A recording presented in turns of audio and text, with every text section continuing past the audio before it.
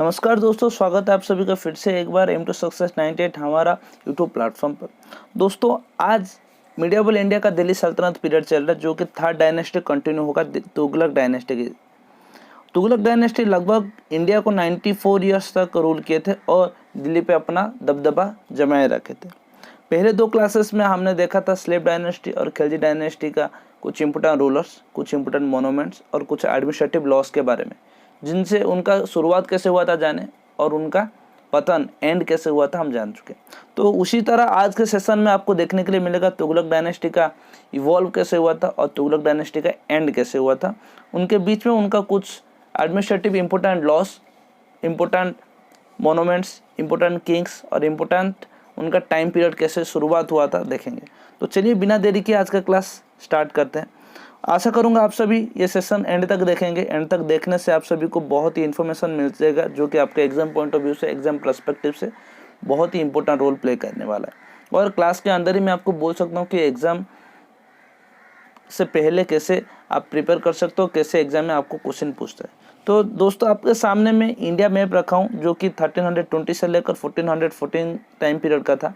और यहाँ पे जो कि आपको कलरिंग कर दिया गया है, ये सब तुगलक डायनेस्टी का रूलिंग पीरियड टाइम का है। तो यहाँ से आपको दिख रहा होगा इंडिया का लगभग 90+% हिस्सा उन्होंने कैप्चर कर चुके थे। और जो कि दो इम्पोर्टेंट रूलर्स हैं, मोहम्मद बिन तुगलक और फिरोज शाह तुगलक, ये दोनों के बारे में आज हम कंप्लीट इन्फॉर्मेशन आपको प्रोवाइड करूंगा, जो कि आपको एग्जाम में हेल्पफुल करेगा। तो यहाँ पे आपको मोस्ट इंपॉर्टेंट चीज़ बोलने वाला हूँ, जो कि आगे आने वाले टाइम पर भी आपको समझ आ जाएगा कि दोस्तों यहाँ पे आपको दिख रहा होगा दिल्ली और दौलताबाद। ठीक है, ये दोनों चीज़ों का बहुत ही इम्पोर्टेंट है आप तुगलक डायनेस्टी का पतन में, जो कि एंड में। ठीक है दोस्तों, कि क्या हुआ था, जो कि मोहम्मद बिन तुगलक थे, अपने तुगलक डायनेस्टी का सबसे पढ़ा लिखा इंसान बोल सकते हो मोहम्मद बिन तुगलक। उनका दिमाग में ऐसा सोच आया था कि अगर वो नॉर्थ साइड में अपना राज, अपना कैपिटल रखते हैं, तो वहाँ से जो कि नॉर्थ वेस्ट साइड से बहुत सारे पड़ोसी राज्यों का आक्रमण हो सकता है और उनके सिटी पर, उनके सरकार पर बहुत ही बुरा असर हो सकता है। तो इसलिए उनका सोच था कि उनका कैपिटल दौलताबाद, जो कि साउथ साइड पर है, वहाँ पे चेंज कर दिया जाए। तो अगर कोई भी कैपिटल चेंज करते हैं तो ना अपना जो कि मिनिस्ट्री, कैबिनेट मिनिस्ट्री, अपना राज सिंहासन, ये सब चेंज करता है। लेकिन उनका सोच था कि पूरा जो कि दिल्ली पर जितने लोग बसे थे, जो भी हैंडीकैप्टेड लोग हो, औरत हो, छोटे बच्चे हो, बूढ़े हो, ठीक है, जितने भी एडल्ट्स हैं, सभी को लेके अपने दौलताबाद पर रवाना हुए थे। ये टॉपिक हम अंदर डिस्कशन करेंगे और भी डिटेल से। बस याद रखिए, ये जो दिल्ली और Daulatabad most important role play करेगा आपके तुगलक डायनेस्टी पर। ठीक है, और बाकी सब जो एरिया इन लोगों का बहुत ही अच्छा कैप्चर्ड इन इंडिया था। ठीक है, तो चलिए आगे बढ़ेंगे। आशा करूँगा क्लास आप सभी को बहुत ही अच्छा लग रहा होगा, इंटरेक्टिव लग रहा होगा। अगर क्लास अच्छा लग रहा है देन एक लाइक जरूर करिएगा और अपने दोस्तों के साथ शेयर करिए। शुरुआत होता है आपका तुगलक डायनेस्टी, जो कि टाइम पीरियड 1320 से लेकर 1414 तक लगभग और ऑलमोस्ट 94 ईयर्स का उनका रूलिंग पीरियड था। उनमें से 4 रूलर्स आते हैं, जो कि गियासुद्दीन तुगलक, जो कि फाउंडर ऑफ तुगलक डायनेस्टी है, मोहम्मद बिन तुगलक, ठीक है, जो कि 26 ईयर्स तक रूल करते हैं, फिरोज शाह तुगलक 37 ईयर्स तक, और आफ्टर फिरोज शाह तुगलक जो कि यहाँ पे आ जाएगा आपका 26 ईयर्स। ठीक है दोस्तों, ये सभी का आपका 94 ईयर्स हो ही जाता है। तो यहाँ से देखेंगे गियासुद्दीन तुगलक, जो कि 1320 से लेकर 1325, ठीक है, 5 ईयर्स राज किए हैं। ठीक है दोस्तों, यहाँ से जो गाजी मलिक है, आप सभी ने खिलजी डायनेस्टी पर देखा होगा कि मुबारक खान को खुसरू खान ने मारे थे। मैं आपको बोला था कि खिलजी डायनेस्टी का लास्ट 2 रूलर्स थे, मुबारक खान को खुसरू खान ने मार दिए थे, और खुसरू खान को गाजी मलिक, जो कि गियासुद्दीन तुगलक मारने के बाद अपने नेम चेंज कर दिए थे। उनका ओरिजिनल नाम क्या होता है आपका, गाजी मलिक। ठीक है, गाजी मलिक ने खुसरू खान को मार के अपना तुगलक डायनेस्टी का शुरुआत किए थे दिल्ली सल्तनत पर, और सबसे लंबा पीरियड चल रहा था 94 ईयर्स। ठीक है, तो चलिए स्टार्ट करेंगे। Ghazi Malik kill the ruler of Khilji dynasty Khusrau Khan. मैं आपको बोला मुबारक खान को मारे खुसरू खान और खुसरू खान को मारे गाजी मलिक। ये टर्निंग पॉइंट था खिलजी डायनेस्टी का। ठीक है, यहाँ से हम देखेंगे कैसे एक अपना स्लेव, अपना कोई भी प्रियजन उसी सरकार और उसी वंश का पतन का कारण होता है। ये सब चीज़ों के बारे में हम डिस्कशन करेंगे। तो जो गजी मलिक मुबारक खान को, खुसरू खान को मारने के बाद अपने खिलजी डायनेस्टी को स्थापित करते हैं और अपना नाम चेंज कर देते हैं गियासुद्दीन तुगलक। ठीक है, 1320 Ghazi Malik assassinated the throne assuming the title Ghiyasuddin Tughlaq. ठीक है दोस्तों, he died in an incident and his son Jauna succeed his under the title of Muhammad bin Tughlaq. He focused on irrigation. तो गियासुद्दीन तुगलक के बारे में कुछ इन्फॉर्मेशन यहाँ पे देना चाहूँगा कि जब उन्होंने राजगद्दी पर संभाला था तो उनके राज्य में, जो कि दिल्ली में, वो बहुत ही फोकस किए इरिगेशन पर, फार्मिंग पर। ठीक है, फार्मिंग पर बहुत ही ज़्यादा इम्पोर्टेंस दिए। और उनके मौत के बाद उनका बेटा, जो कि जौना खान बोल सकते हो, उल्लुगु खान, जो कि आप सभी का जैसे जानते हो मोहम्मद बिन तुगलक, उन्होंने थ्रोन पर राज किए थे, दिल्ली पर राज किए, जो कि 26 ईयर्स तक राज किए थे। ठीक है, और भी बहुत ही इन्फॉर्मेशन है, जो कि फिर जलालुद्दीन आप बोल सकते हो गियासुद्दीन तुगलक ने दिल्ली पर तुगलकाबाद फोर्ट बनाया था। ये जो साइड में आपको पिक्चर दिख रहा होगा, तुगलकाबाद फोर्ट बनाए थे। उनका मानना था कि यहाँ पे अगर आप खड़े रह सकते हो, खड़े रह के पूरा दिल्ली पर आप नज़र रख सकते हो क्या कैसे राज चलन हो रहा है। Using this fort he could able to see the whole Delhi from high places. And ये कहावत है, ठीक है, ये कहावत है, एक कंट्रोवर्शियल स्टोरी है, जो कि वन डे, और बहुत ही मजाकिया स्टोरी है कि आप जो चीज़ बनाते हो वहीं से गिर के आपका मौत हो जाता है, या वहीं से आपका बेटा आपको धक्का दे देता है, आपका मौत का कारण आप बेटा बनता है। ये सब कंट्रोवर्शियल बहुत ही चीज़ आपके सामने रहने वाले हैं। देखिए थोड़ा, one day he fell down from that fort called the Tughlaqabad fort and died in 1325। ठीक है, लोगों का, जो कि आप सभी को पहले भी लिखा गया था कि उनका पैर फिसल गया था और वहाँ ये प्लेस से गिर के वो मर गए थे। लेकिन बहुत ही सारे कंट्रोवर्शियल था कि उनके बेटे, ठीक है, मोहम्मद बिन तुगलक, उनको वहाँ से ढकेल दिए थे राजगद्दी पाने की लालच से। ठीक है, जो भी हो, ये एक कंट्रोवर्शियल था। और आपके सामने में बाय रिटन, जो कि हिस्ट्री में लिखा गया कि उनका वहाँ पे पैर फिसल गया था, वहाँ से गिर के वो मर गए थे 1325 से। यहाँ से एंड होता है गियासुद्दीन तुगलक का टाइम पीरियड। और अभी स्टार्ट होता है मोस्ट इम्पोर्टेंट रूलर्स, जो कि आप सभी के सामने मोहम्मद बिन तुगलक डायनेस्टी में सबसे एजुकेटेड, लिखा पढ़ा इंसान आप मोहम्मद बिन तुगलक को मान सकते हो। इसीलिए उनको बोला जाता है कि एजुकेशन फुल इंसान आप बोल सकते हो, पढ़ाई लिखाई करने वाला गवार आप बोल सकते हो। ठीक है, क्या होता है, ऐसे टाइटल क्यों दिया गया है, तो चलिए उनके बारे में जानते ही आप सभी को पता चल जाएगा। जानने से पहले आप सभी को एक बात बोल दूं कि मोहम्मद बिन तुगलक जो थे वो बहुत एम्बिशियस थे। मतलब उनके अंदर ऐसे पोटेंशियल था, उनको वो आप बोल सकते हो कि वहाँ पे इम्प्लीमेंट करना चाहते थे। बहुत सारे रूल्स लाए, बहुत सारे टैक्सेस लाए, ठीक है, बहुत सारे कॉइन चेंजेस किए। आप सभी को मैं क्लास के अंदर में बोलूँगा, उनसे पहले बस थोड़ा इन्फॉर्म कर देता हूँ आप सभी को। तो शुरुआत होता है मोहम्मद बिन तुगलक का टाइम पीरियड, जो कि 1325 से लेकर 1351। ठीक है, तो in 1325 son of Ghiyasuddin Tughlaq named Jauna come to the throne of Delhi. He tried to introduce many administrative reforms. मैं आप सभी को बोला, बहुत सारे एडमिनिस्ट्रेटिव प्रशासनिक लॉज इंट्रोड्यूस किए अपने राजकाल में। उनमें से 5 एम्बिशियस प्रोजेक्ट आपके सामने में रखने वाला हूँ, जो कि उनका पतन का कारण बना था।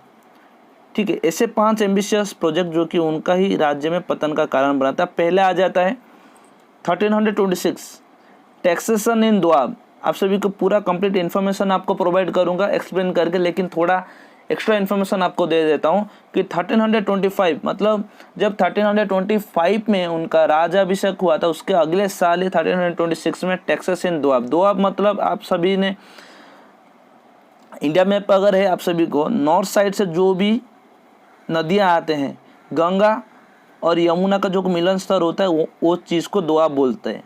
ठीक है, जो कि सतलेज, ब्यास, सोन, ठीक है, ये सब रिवर का मिलन होता है। यहाँ सब मिलन नदी एक साथ मिलते हैं, वो उस प्लेस को बोलते हैं दोआब।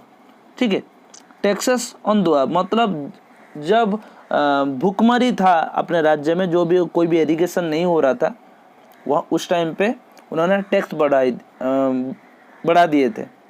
ठीक है, आप सभी को पता होगा कि कोई भी सरकार अगर फार्मिंग नहीं होता, इरिगेशन सही तरीके से नहीं होता है, ठीक है, तो क्या होता है कि टैक्सेस को कम करते हैं, लेकिन ये राजा ने टैक्सेस को बढ़ा दिए थे। पहला गलती, ठीक है, क्योंकि प्रजा के अंदर असंतुष्टि छा जाएगा। भाई हमारे पास टैक्स देने के लिए, कुछ पेमेंट करने के लिए कुछ ना अनाज है ना कुछ पैसे है, तो हम टैक्सेस बढ़ा देने से हम कैसे पे करेंगे सुल्तान को। अगले साल 1327 में ट्रांसफ़र ऑफ कैपिटल, जो कि पहले में आपको दिखाया, दिल्ली से दौलताबाद और दौलताबाद से फिर से दिल्ली, उनका साइकिल पीरियड चलता रहा। ठीक है, उनका भी रीज़न मैं आपको जो इस सभी को अच्छे से एक्सप्लेन करूंगा, आप सभी को समझाऊंगा। नेक्स्ट 1329 में इंट्रोड्यूशन ऑफ टोकन करेंसी, ठीक है, डीमोनेटाइजेशन। आप सभी ने देखा होगा मोदी गवर्नमेंट ने डीमोनेटाइजेशन, हमारा प्रिय प्रधानमंत्री जी ने डीमोनेटाइजेशन किया था। ठीक है, सेम चीज़ 1329 में भी मोहम्मद बिन तुगलक किए थे, टोकन करेंसी। उसके बाद उसी साल 1329 में प्रोपोज्ड खुर्सन इराक, जो भी अभी प्रेजेंट नाम है इराक, एक्सपेंडिशंस, मतलब इराक को अटैक करने के लिए अपने सैनिक, एक सशक्त सैनिक को बहुत साल पहले से ही जाके वहाँ पे ट्रेन कर रहे थे, लेकिन बाद में उनको वापस लाना पड़ा। Second last and fifth 1330 Qarachil expedition. Qarachil में कहाँ पे, आप सभी को पता होगा कि अगर आप इंडिया मैप देख, तो इंडिया मैप आपके लिए बनाता हूँ, तो ठीक है, ये जो चीज़ नॉर्थ साइड पे है, ठीक है, नॉर्थ साइड पे ये जो चीज़ है, नॉर्थ साइड पे, नॉर्थ साइड से अगर हिमालय रेंज को आप क्रॉस करते हो तो चाइना आ जाएगा। चाइना का आसपास के एरिया को क्वार्ची एक्सपेडिशन कहते हैं। ये जो क्वार्ची है, ठीक है, क्वार्ची जो कि चाइना के आसपास चीज़ों को कहते हैं। ठीक है, ये आप उनका जो कि मोहम्मद बिन तुगलक का 5 ऐसे एम्बिशियस प्रोजेक्ट था, जिनका कारण उनका राज अभिषेक मतलब राजगद्दी बहुत खतरे में था, और इसी कारण के वजह से उनको पागल राजा बोलते थे। ठीक है, ये सब रीज़न अच्छे से एक्सप्लेन करूंगा मैं आप सभी का। तो पहले आप सभी का सामने ये आ जाता है कि क्या एक्सप्लेन, मतलब आप सभी को पता होगा, ये सब चीज़ों तो मैं आपको बोल दिया। यहाँ से आप सभी को एक चीज़ इंपॉर्टेंट बोलना चाहूँगा कि जो कि 1327 ट्रांसफ़र ऑफ कैपिटल हुआ था, ये चीज़ों जब दिल्ली में उनका कैपिटल और दौलताबाद में उनका कैपिटल चेंज करने के लिए, उनका रीज़न ये था कि उन्होंने जो कि साउथ पर अपना कब्जा ठीक से और अपना राज ठीक से चला नहीं पा रहे थे। उनका सोच ये था अगर उन्होंने मिडिल ईस्ट पर, मिडिल इंडिया पर रुकते हैं, देन नॉर्थ साइड और साउथ साइड में अच्छे से राज कर पाएंगे। ठीक है, तो इसीलिए उनके साथ ही साथ उनके राज्य में जितने भी लोग थे, प्रजाजन को लेके चल पड़े अपना कैपिटल चेंज करने के लिए, जो कि दौलताबाद। और दौलताबाद में रुकने से कुछ समय के बाद उनको भी ये भी एहसास हो गया कि उनका दौलताबाद में रुकने से दिल्ली साइड, जो कि नॉर्थ साइड है, उनका भी राज, उनका भी बोल सकते हो आपका राज करने का तरीका वहाँ से भी अच्छे से नहीं हो पा रहे। तो फिर से क्या किए, दौलताबाद से दिल्ली ले आए। अगर आप खुद एक प्लेस से अदर प्लेस पे जाते हो आते हो देन चलता है, लेकिन पूरा राज्य की प्रजा को लेकर आप दिल्ली से दौलताबाद आते हो, फिर दौलताबाद से दिल्ली जाते हो, तो प्रजा के अंदर असंतुष्टि बढ़ने लगा। ये कारण था कि उनका ये जो कैपिटल चेंज, उनका जो भी एडमिनिस्ट्रेटिव रिफॉर्म था, ये बंद हो गया। ठीक है, और टैक्सन दो, अब तो मैं आप सभी को बोला कि गंगा यमुना के जो कि रीजन पे जो भी इरिगेशन होता है, उस टाइम पर मरुड़ी जैसे बहुत हालत हो गया था, कोई भी इरिगेशन, कोई भी अनाज नहीं था, लेकिन टैक्स बढ़ाते चले, ट्रांसफ़र ऑफ कैपिटल हो गया। थर्ड नंबर आ जाते इंट्रोडक्शन ऑफ टोकन करेंसी। उस टाइम पर सिल्वर और गोल्ड करेंसी बनाने में बहुत सारा खर्चा होता था। ठीक है, तो उनका दिमाग में यह है कि अगर जो बोल सकते हो आप पीतल, कांस बोल सकते हो, कांस का कॉइन बनाएंगे, लेकिन कांस का कॉइन बनाने के टाइम पर उन्होंने जो होलोग्राम रहता है, आप सभी को देखा होगा इंडियन कॉइन्स में आगे पीछे होलोग्राम्स रहता है, वो देना भूल गए थे, और भूलने से वो बहुत ही बड़ा गलती हो गया था, जो कि उनका इंट्रोडक्शन ऑफ टोकन करेंसी। तो बहुत सारे बाहर से भी बिजनेसमैन आ गए थे ये सब चीज़ों का, जो कि फर्जी कॉइन बनाने के लिए। और घर घर में पीतल और कांच रहता है तो उन्होंने बनाने का शुरू कर दिया। ठीक है, जब ये सब चीज़ों का फर्जी उनका पता चला तो उन्होंने डिक्लेयर ये किया कि जिसके पास जितना कांच का कॉइन है वो लाके देने से उसको उसके बदले में सिल्वर और सोने का कॉइन्स मिलेगा। ऐसा कोई थोड़ी करता है कि अगर आपके घर में बहुत सारे कांच के मतलब कॉइन्स है, आप मुझे कॉइन लाके दोगे तो मैं आपको लाख रुपया में मैं आपको नोट्स दूंगा, या आपको गोल्ड, रुपया तो छोड़ दो, गोल्ड दूंगा, डायमंड दूंगा। ये तो देश में क्या बोल सकते हैं, अर्थनैतिक मांदावस्था आ जाएगा। ठीक है, ये सब चीज़ों का उनको समझ, उन बहुत ही पढ़े लिखे इंसान थे, लेकिन ये सब चीज़ों का उनका थोड़ा गलती से उनका सारे 5 एम्बिशियस प्रोजेक्ट फेल हो गए। ठीक है, खुसरो खान ये सब दोनों के बारे में तो बोला, तो आशा करूँगा ये 5 जो एम्बिशियस प्रोजेक्ट था बहुत ही अच्छे तरीके से आपको समझ आया होगा। और ये चीज़ों को अच्छे से आप ध्यान रखिए। 1326 में दोहा प्रोजेक्ट हुआ था, 27 में कैपिटल चेंज किए थे, 29 में टोकन करेंसी लाए थे, और उसी से 1329 पर खुसरो खान खुर्सन जो कि इराक चीज़ पे अटैक करने के लिए उनका सेना को भेज दिए थे और वापस लाए थे। ये सब चीज़ जो हलचल हो रहा था राज्य में, तो लोगों को लगने लगा क्या कि ये राजा तो पागल है, खुद भी मरेगा, हमें भी ले डूबेगा। ठीक है, तो आगे बढ़ते हैं। तो sultan created a new department for agriculture कर दीवान ई कोही। ये चीज़ों को याद रखिए, ये बहुत ही बार पूछ लेता है, क्योंकि मोहम्मद बिन तुगलक फेमस है एग्जाम पॉइंट ऑफ व्यू से, और एग्जामिनर के पास बहुत ही फेमस है, क्योंकि 5 जो एम्बिशियस प्रोजेक्ट बंद किया गया उसका नाम ऐसे पागल राजा क्यों पड़ा, ये सब चीज़ों का कभी कभार पूछ लेता है क्वेश्चन। तो डिपार्टमेंट ऑफ एग्रीकल्चर के लिए दीवान ई कोही एक डिपार्टमेंट बनाया गया। हाउस टैक्सेस को घारी और पशु टैक्सेस को चराही, ये सब चीज़ों का क्या कर दिया गया, न्यूली रिफॉर्म कर दिया गया। Increases the taxes on Doab region में बोला पहले ही आपको, दोआब रीजन पे जो कि गंगा यमुना रीजन है, यहाँ पे वहाँ पे क्या कर दिया गया, टैक्सेस को बढ़ा दिया गया। His 5 project led to revolt. His last days were spent in checking the revolts altogether 30, मतलब उनके 25 साल में उनके खिलाफ 30 विद्रोह हो चुके थे। ठीक है, ही died in Thatta while campaigning in Sindh against the Taghi. Taghi was the Turkish slave. ठीक है, उनका देहांत कब हुआ था, तथा में। और जब सिंध प्रदेश में तागी एक जो कि स्लेव थे, तुर्की स्लेव, उनके खिलाफ कैंपेन करते हुए तथी में उनका देहांत हो गया। उसके बाद उनका जो कि चचेला भाई बोल सकते हो, कज़न ब्रदर फिरोज शाह तुगलक ने राजगद्दी संभाला था। और जो भी नोबेलिस्ट पर्सन, ठीक है, और आप बोल सकते हो अच्छे खासे लोग थे, उनको फिरोज शाह तुगलक को राजगद्दी संभालने बोल दिया।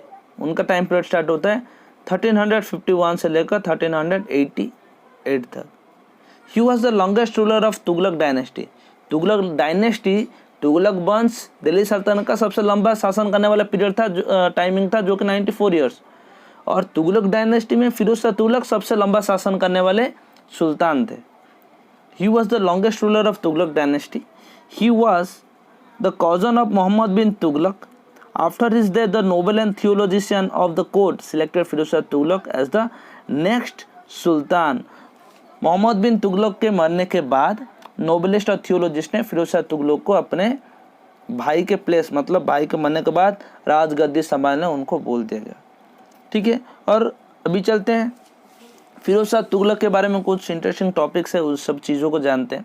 और फिरोज शाह तुगलक आपके एग्जाम पॉइंट ऑफ व्यू से मोस्ट इम्पोर्टेंट टॉपिक है, एग्जाम पर्सपेक्टिव से बहुत ही क्वेश्चन यहाँ से आपको मिल सकता है। He was the greatest builder. He created 300 cities and towns like Firoz Shah Kotla city Delhi, Firoz Shah Kotla fort Delhi, Hisar Haryana, Fatehabad Sikri जो कि आप सभी को बोल सकते हो हरियाणा पे, फिरोजाबाद उत्तर प्रदेश, जौनपुर उत्तर प्रदेश। सब मिर्ज़ापुर देखे हैं, फिल्म मिर्ज़ापुर देखे हैं कि नहीं, जौनपुर का ये सब चीज़ जो मिर्ज़ापुर देखे और जौनपुर के बारे में अच्छे से पता होगा। जौनपुर किसका नाम पर बना था, उनके भाई मोहम्मद बिन तुगलक। मैं पहले ही बोला मोहम्मद बिन तुगलक का नाम था जोनू और उलूग खान, ये सब चीज़ें उनके नाम पर ये प्रदेश बनाया गया था Jaunpur. Sultan established a hospital at Delhi and describe as Darul Shifa charity hospital, यहाँ पे राज्य में जो भी फ्री ऑफ कॉस्ट में चैरिटी हॉस्पिटल था, बहुत सारे लोगों यहाँ से आप आपका अपना इलाज करवा सकते थे। नाम याद रखिए, फिरोज शाह तुगलक ने अपने टाइम पीरियड पर एक चैरिटी हॉस्पिटल बनाए थे जिसका नाम था Darul Shifa. A new department was created known as Diwan-i Khairat to make provisions for the marriage of poor girls. Next, Diwan-i Khairat, यहाँ पे ये नंबर 1, यहाँ से नंबर 2। दीवान-ए खैरियत क्या था? अपने राज्यों में जितने भी गरीब औरत थे जो कि मुस्लिम औरत थे, उनका शादी नहीं हो पाता तो एक ही साथ सभी का शादी करवाते थे। कौन? फिरोज शाह तुगलक जो कि सुल्तान थे। मोस्ट इम्पोर्टेंटली फोकस कहाँ पे था? मुस्लिम गर्ल्स पर, ठीक है, दीवान-ए खैरियत।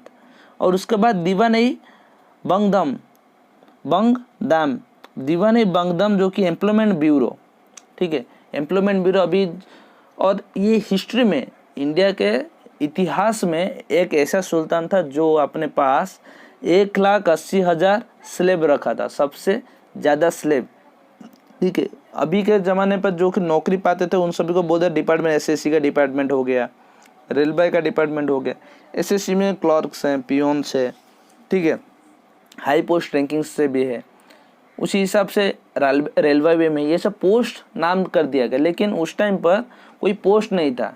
यहाँ से बोले दीवान-ए बंगदम जो कि एम्प्लॉयमेंट ब्यूरो थे, उनके ये अच्छा काम किए थे। एम्प्लॉयमेंट ब्यूरो, ये जो आपका तीसरा नंबर अचीवमेंट बोल सकते हो आप। तो उन्होंने ये recruit 1,80,000 slave which called the slave department, highest number of slave, ठीक है। Diwan-i Istihqaq, this department was for old age pension, ये बहुत ही लाजवाब चीज़ था फिरोज शाह तुगलक के द्वारा कि ऐसा चीज़ बनाए थे जो कि ओल्ड एज पेंशन, अभी के ज़माने पे जो भी मिल रहा है आजकल, जो भी जॉब करते हैं उनके रिटायरमेंट के बाद पेंशन मिलता था, वो कब 1351 से स्टार्ट हो गया थे, ठीक है। अभी हम सब देख रहे हैं पेंशन को कोई सरकार उठा रहा है, कोई पेंशन दे रहा है, कोई पेंशन का रुपीस कम कर रहा है, लेकिन फिरोज शाह तुगलक अपने टाइम पर पेंशन का इंट्रोड्यूस कर दिए थे, जो कि चेंज करे सी मोहम्मद बिन तुगलक अपने टाइम पर पीरियड पर किए थे। और आप पहले देखे होंगे कि कौन? गियासुद्दीन, अभी माफ़ करिएगा, अलाउद्दीन खिलजी, ठीक है, जो कि लास्ट खिलजी डायनेस्टी पे हम पढ़े थे, जो कि मिस कर दिए, जाकर जल्दी से जल्दी देखो। खिलजी टाइम पीरियड पे अलाउद्दीन खिलजी ने अपना चेहरा सिस्टम, जो कि अभी का आधार कार्ड सिस्टम है, उनको इंट्रोड्यूस किए थे। डाक सिस्टम, जो कि अच्छे क्लोथ्स मिलने का चीज़ है, ठीक है, सामान बेचने का 3 मार्केट इंट्रोड्यूस कर दिए थे। ये सब चीज़ों का बहुत ही अच्छी तरीके से इंट्रोड्यूस किए थे, ठीक है। ये 4 ऐसे डिपार्टमेंट्स थे जो कि फिरोज शाह तुगलक के राज्य को सुचालन और अच्छे तरीके से इंट्रोड्यूस कर दिया गया और अच्छे से प्रजा का चालन हुआ। पहला क्या? दारुल शिफा जो कि चैरिटी हॉस्पिटल है। सेकंड है आपका दीवान-ए खैरियत जो कि मुस्लिम अनमेरिड वुमेन्स थे, अनमेरिड गर्ल्स थे, उनका एक साथ में शादी, पुअर अनमेरिड गर्ल्स थे उनका शादी करवाते थे।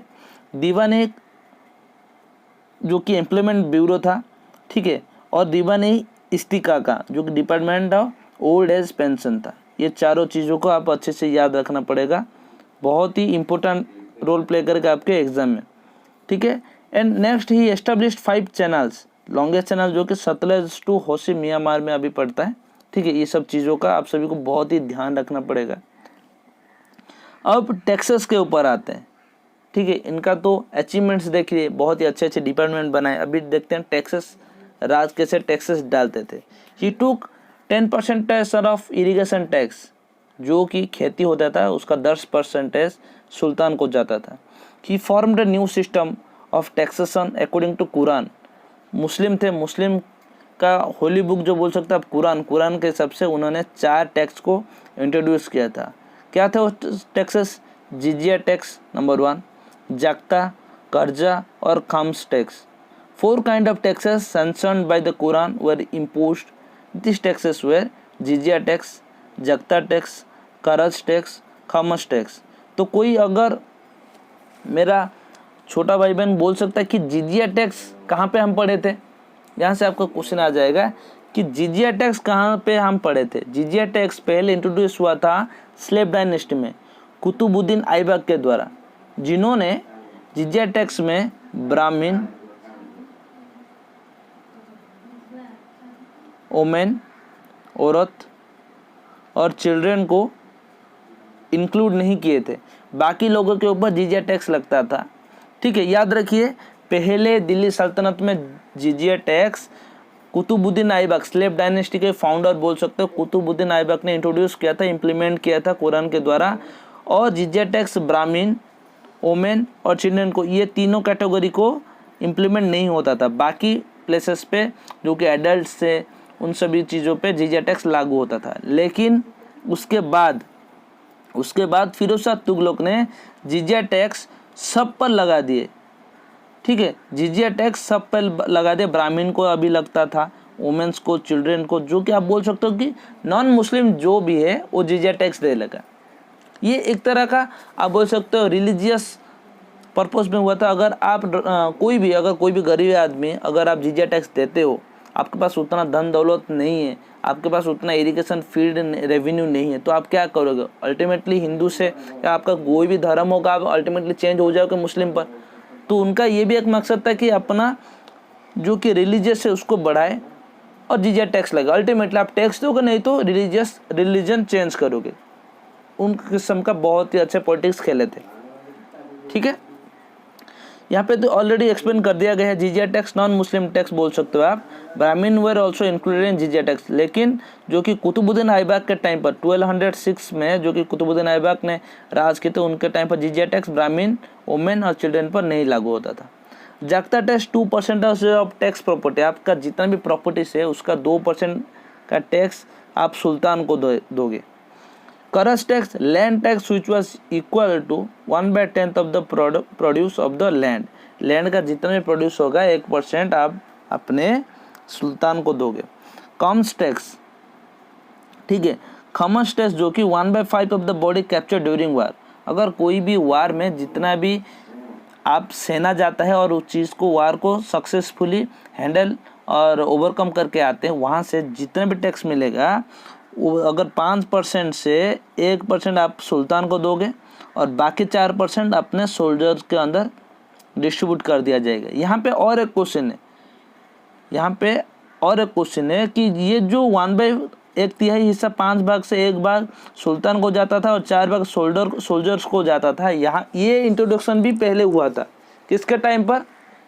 अलाउद्दीन खिलजी के टाइम पर। उन्होंने रिवर्स कर दिए थे। 4% खुद रखते थे, मतलब सुल्तान को देते थे, और 1% सोल्जर्स को देते थे।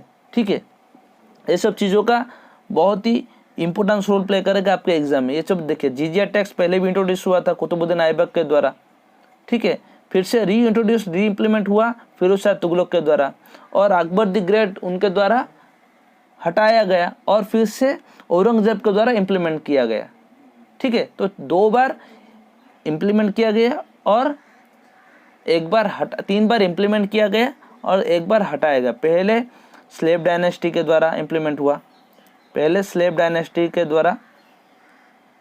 हुआ, फिर उसके बाद आप बोल सकते हो तुगलक डायनेस्टी, उसके बाद अकबर के द्वारा हटाया गया, औरंगजेब के द्वारा इम्प्लीमेंट किया गया जिजिया टैक्स। ठीक है, याद रखिए मोस्ट इंपोर्टेंट चीज़ है। ठीक है, खमस टैक्स जो कि अलाउद्दीन खिलजी के द्वारा इम्प्लीमेंट हुआ था। 5 भाग से 5%, मतलब कोई भी 5 भाग से 4 भाग कौन लेगा? राजा लेगा, और 1 हिस्सा आप सभी ने सोल्जर को देना है। ये सब चीज़ों का फिरोज शाह तुगलक फिर से इंट्रोड्यूस किए थे। अब देखेंगे जो कि मोहम्मद बिन तुगलक अपने 5 एम्बिशियस प्रोजेक्ट किए थे, उनमें से जो कि वो अनसक्सेसफुल रहा। फिरोज शाह तुगलक को क्या उससे नुकसान हुआ और एडमिनिस्ट्रेटिव प्रशासनिक सेवा में क्या प्रॉब्लम्स हुआ।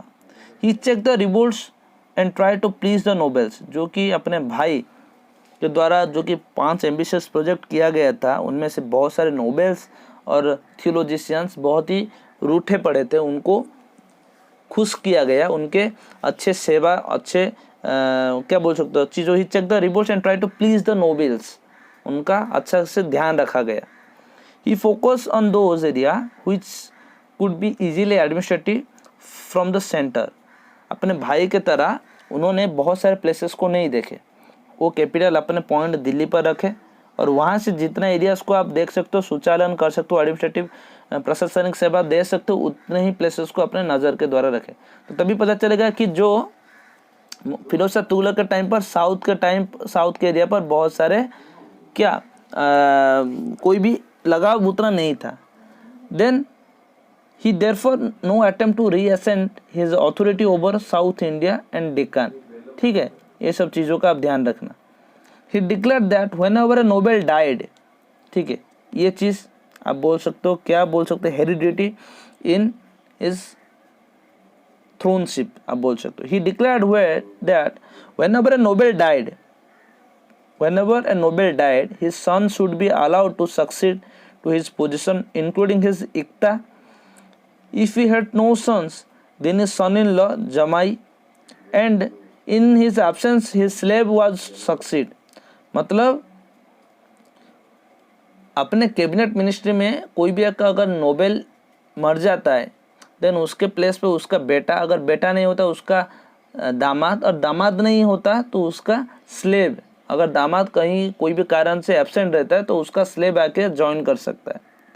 फिर वो extended the principle of heredity to the army. Army में भी हेरिडिटी का पालन हुआ था। अगर soldier were allowed to rest in peace, मतलब रेस्ट इन पीस मतलब मर नहीं गया, कोई भी युद्ध से दौरान वापस आते हैं उसको रेस्ट चाहिए, तो वो अपने बेटे को अपने प्लेस पे भेज सकता है। ठीक है, the soldiers were not paid in cash but by assignments on land revenue of village. जो कि विलेज का जो भी लैंड का जो भी रेवेन्यू था, जो टैक्सेस था, उसी हिसाब से उनको पेमेंट किया जाता था। तो novel techniques of payments led to many abuses. He provided the practice of Muslim women going to worship at grave of saint. He consider it as non-Islamic. जो कि कोई अगर अपने घर से मर जाता था तो उनको वर्शिप और पूजा करने के लिए औरत अपने ग्रेवयार्ड्स पर जाते थे, उस चीज़ को वो वर्जित किए थे, बैन किए थे। उनका मानना था कि ऐसा करना नॉन इस्लामिक होता है। तो 2 pillars of Ashoka, one from Topra जो कि हरियाणा पे है, and another for Meerut where brought in Delhi. दो जो अशोका का 2 पिलर था, दो एक हरियाणा पे था और एक मीरठ यूपी पे था। ये 2 स्तंभ को अपने कैपिटल दिल्ली पर और ले आए थे। ठीक है, his rule was marked by peace and tranquility and credit for its goes to prime minister Khan-i Jahan Maqbul. His rule was marked by peace and tranquility and the credit for it goes to Prime Minister Khani Jahan Khan Mughal. He ordered his officials that whenever they attacked a place, they should select handsome and well-born young boys and send them to Sultan or slave. उनका मानना ये था कि अगर कोई भी area पे हम अटैक करते हैं, उस एरिया का जितने भी धन दौलत है वो वापस लाएंगे, और वहाँ पे जितने भी हैंडसम, अच्छे दिखने वाले, हट्टे कट्टे, फिजिकली हट्टे कट्टे लोगों को, मतलब बच्चों को, वो अपने डिपार्टमेंट जो था स्लेव डिपार्टमेंट पर लाते थे और फ्यूचर में उनको एक अच्छा ट्रेंड सोल्जर बना के अपने आर्मी में रखते थे। ही फाइनली डाइड इन 1388 में उनका देहांत हो गया। उसके बाद आफ्टर फिरोज शाह तुगलक के बाद कोई भी ऐसा शासक ऐसे नहीं आया जो कि तुगलक डायनेस्टी को आगे बढ़ा सके। After Firoz Shah Tughlaq, the Tughlaq dynasty could not survive much after Firoz Shah Tughlaq death. The Malwa, Gujarat, Jaunpur kingdoms broke away from the Sultanate. मतलब फिरोज शाह तुगलक के मरने के बाद ये सब सारों चीज़ों का जो कि गवर्नर्स थे, जो भी उनका पावर था, वो अपने हाथ से छूटने लगा। Next, तैमूर्स invention. तैमूर जो कि मंगोलिया और आप बोलते चंगेज़ खान के पीरियड के थे, बहुत ही डेंजरस क्रूअर conqueror राजा बोल सकते हो। A Turkish chief and cruel conqueror from Mongolia and descendant of Genghis Khan invaded India in 1398। ठीक है, during the reign of Muhammad Shah Tughlaq, the last ruler of Tughlaq dynasty, Timur's army mercilessly sacked and plundered the Delhi. और जो कि तैमूर मोहम्मद शाह तुगलक को मार दिया गया और दिल्ली को पूरा तहस नहस करके चले गए। एंड में आप सभी के सामने Timur return to the Central Asia and leaving a nominee name Khan to the ruler over Punjab. ठीक है, जो तैमूर अपने 1398 में आए थे इंडिया को और महमूद शाह तुगलक को मार के चले गए। उसके बाद अपना एक नॉमिनी, अपना एक स्लेव बोल सकते हो, जो जिसका नाम था किजर खान को पंजाब के ऊपर रूल करने के लिए छोड़ दिया गया। In 1404 he died while on his way of China, जो कि तैमूर मर गया। और उसके बाद Khizr Khan captured Delhi and was proclaimed the new sultan. He was the founder of first rule of Sayyid dynasty. यहाँ से शुरुआत होता है सैयद डायनेस्टी का और एंड होता है 1414 में एंड होता है तुगलक डायनेस्टी और स्टार्ट होता है सैयद डायनेस्टी का। ठीक है, तो अगले क्लास में हम देखेंगे सैयद डायनेस्टी। अभी तक हम स्लेव डायनेस्टी, खिलजी और तुगलक डायनेस्टी देख चुके हैं और यहाँ से ये तीनों का बहुत ही इंपॉर्टेंट रोल प्ले करने वाला है आपके एग्जाम पॉइंट ऑफ व्यू से, एग्जाम पर्सपेक्टिव से। आगे जो भी हम देखेंगे सैयद डायनेस्टी, लोधी डायनेस्टी, वो उतना इंपॉर्टेंट रोल प्ले नहीं करेगा, फिर भी उस सब चीज़ों के बारे में हम जानेंगे। आपको जानकारी जरूर प्रोवाइड हम करेंगे, लेकिन ये तीनों चीज़ों का, तीनों क्लास का निचोड़ और आप सभी के लिए ये चीज़ बहुत ही इंपॉर्टेंट रोल प्ले करेगा। ठीक है, तो आज की क्लास यहीं पे एंड करते हैं। नेक्स्ट क्लास में शुरुआत होने जा रहा है सैयद डायनेस्टी, जो कि 1414 से लेकर नेक्स्ट टाइम पीरियड में आपको बताने जाऊंगा। ठीक है, तो चलिए आज की क्लास यहीं पे एंड करेंगे। अगर क्लास आपको अच्छा लगा तो एक लाइक कर दीजिए, सब्सक्राइब करिए, अपने दोस्तों के साथ शेयर करिए। आशा करूंगा एंड तक आप बने रहे तो आप सभी को बहुत ही अच्छे तरीके से पता चला होगा कि कौन से पॉइंट किस टाइप से आपके एग्जाम में आ सकते हैं। तो मिलते हैं अगले क्लास में। जय हिंद।